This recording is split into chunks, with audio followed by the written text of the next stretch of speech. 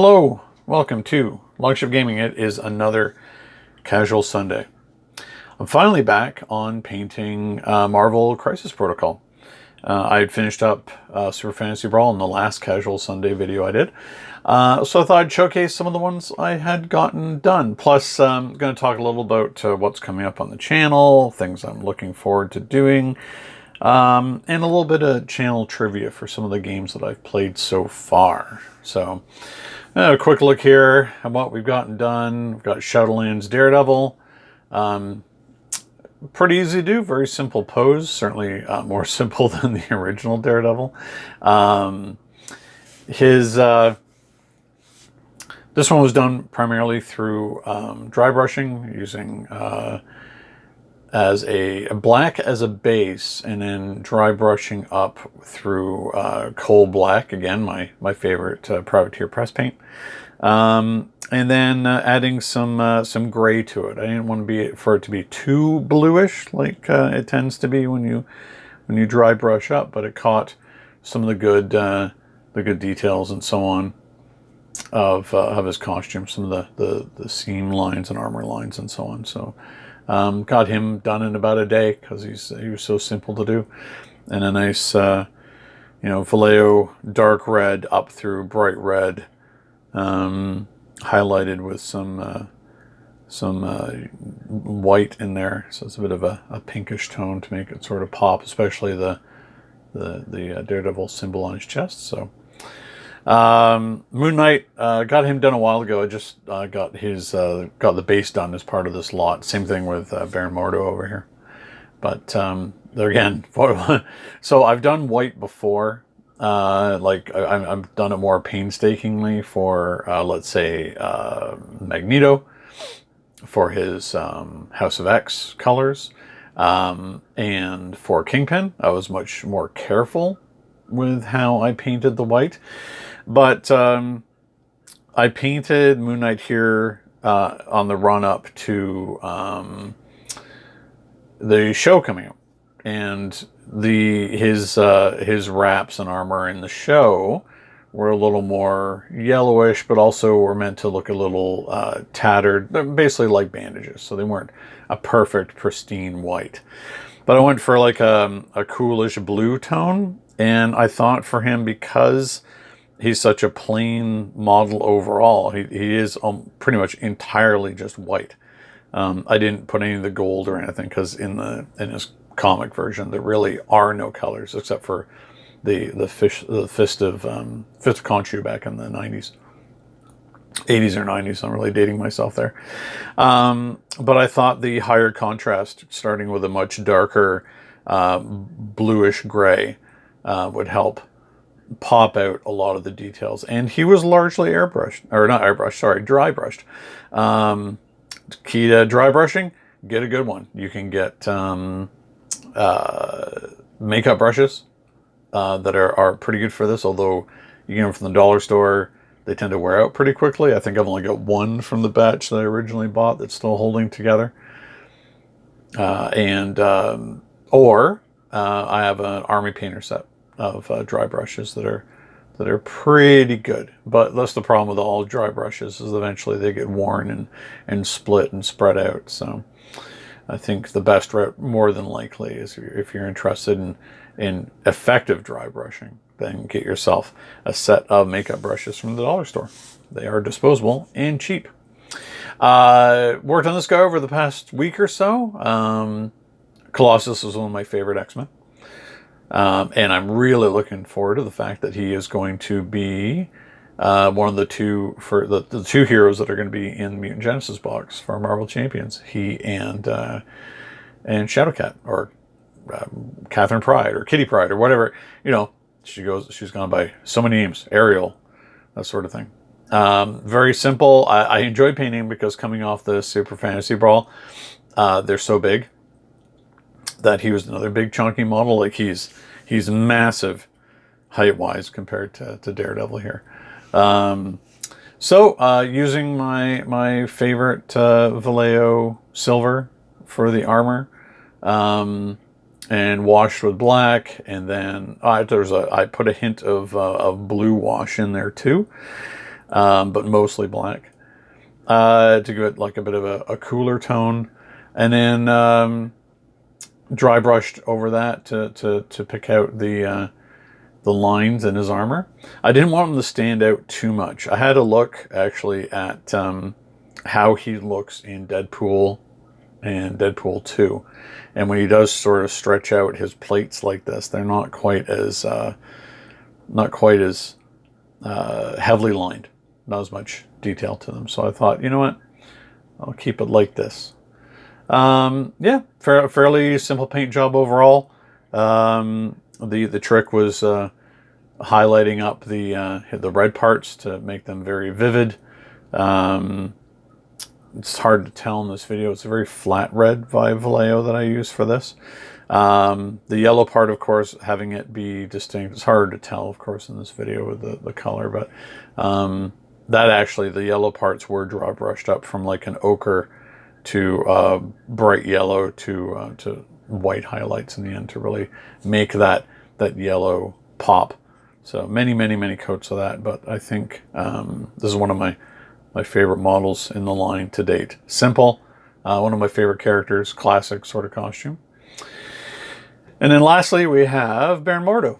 So didn't really use any dry brushing on this guy at all, if I don't recall. I think I did a lot more paints. Oh, probably the boots.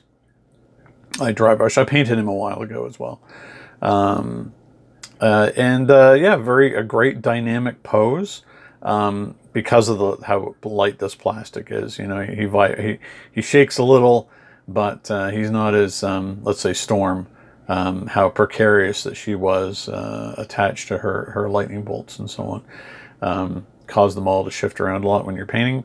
But yeah, very simple color scheme. I didn't do quite the studio one where he's got like one arm is one sleeve is blue and so on. I just wanted to keep it consistent across the model. So it was like a light gold trim around his collar and so on. Not quite as elaborate as his well, spoilers, his appearance in Multiverse of Madness.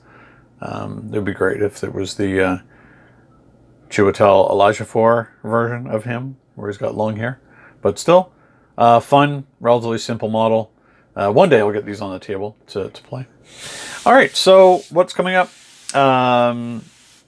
This coming week, I'm expecting to get Scourge and Heimdall for Marvel Champions. I'll be putting those together and then getting them painted. I had looked at my backlog. I used to be right on top of MCP. Now I'm not. I'm behind like 20 models. Soon it'll be 22. I'm going to be getting Spider-Ham and Spider for Marvel Champions.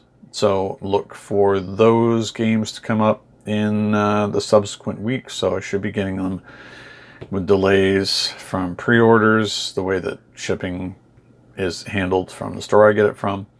That'll probably not be till week after next. So basically 2 weeks time, 2 and 3 weeks, I'll have Spider and Spider-Ham games up. Waiting on Aeon's End, the Nameless expansion. I still, as of the time of this recording, I still have 2 more of the Nemesis from the main set to go through, but it never hurts to start picking up some of the expansions. I'm going to try and work my way chronologically through the releases. As I play the games. I don't know if that's necessarily going to happen because of availability. So I was able to get the Nameless, but the other one that's in this set that's escaping me at the moment, I cannot currently find it. So I'll have to wait. So if I do them out of order, that's just the way it's going to have to be.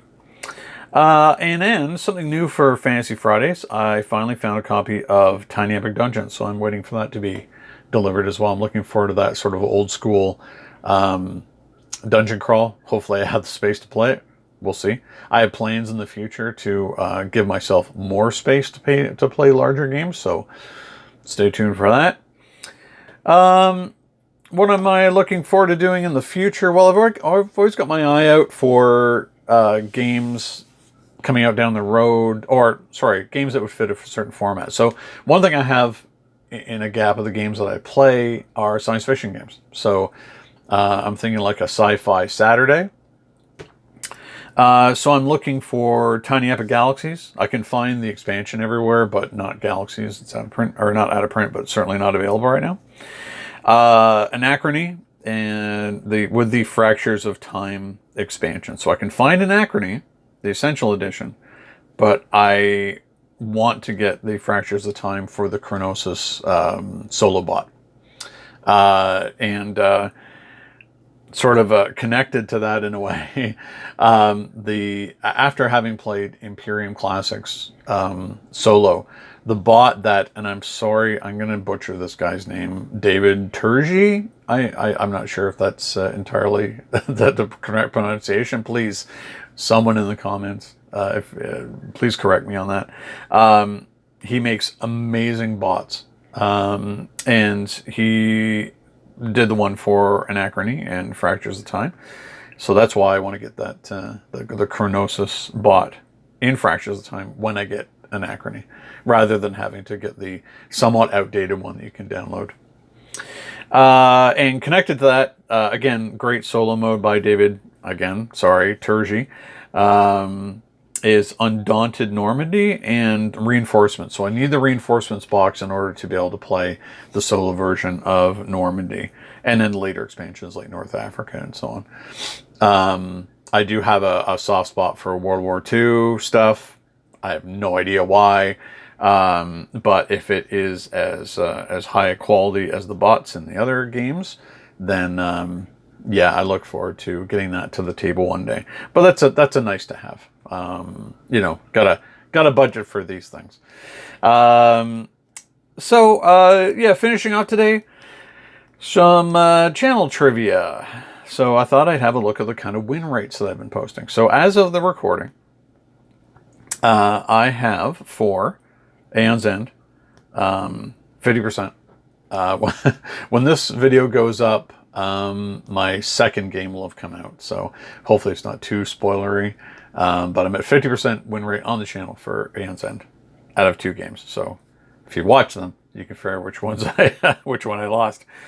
For Imperium, both Classics and Legends, I do have another video upcoming for that I need to edit. Currently at 100%. So again, spoilers, but you know, feeling good about that. And for Champions, out of the 28, I believe, villains, I have at this stage played or have recorded, they haven't all gone up, 25 games as of the recording of this against the villains. And my win rate is currently 10 wins, 15 wins, 10 losses. So that's a positive win rate.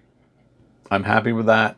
What I'm planning to do down the road is, once I've completed, who do I have left? I've got Zola and Collector 1 and 2 are the only ones left that I have not recorded a game for.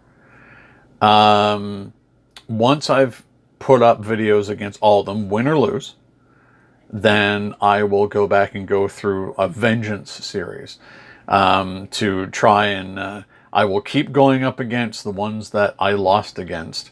You know, not all the time, because that would be kind of boring if I did nothing than play against, I don't know, who did I lose against? The mutagen formula, let's say, right? Like going up against that over and over and over again would be super boring. So I'll sprinkle some other games in there depending on what I want to play. And I want to be able to, you know, eventually get through all the heroes. So, I mean, I still may lose, because it's not like I want to play Doctor Strange against every villain or Scarlet Witch against every villain, because that would kind of get boring after a while. So I want to take risks, take those big swings, and see what happens. Sometimes it doesn't work out. Even sometimes the most powerful decks that are tuned against specific villains just doesn't work out, as we'll see in the future.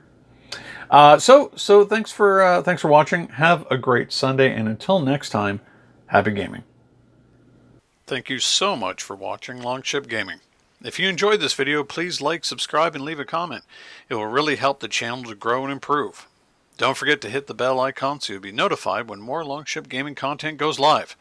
Until next time, happy gaming.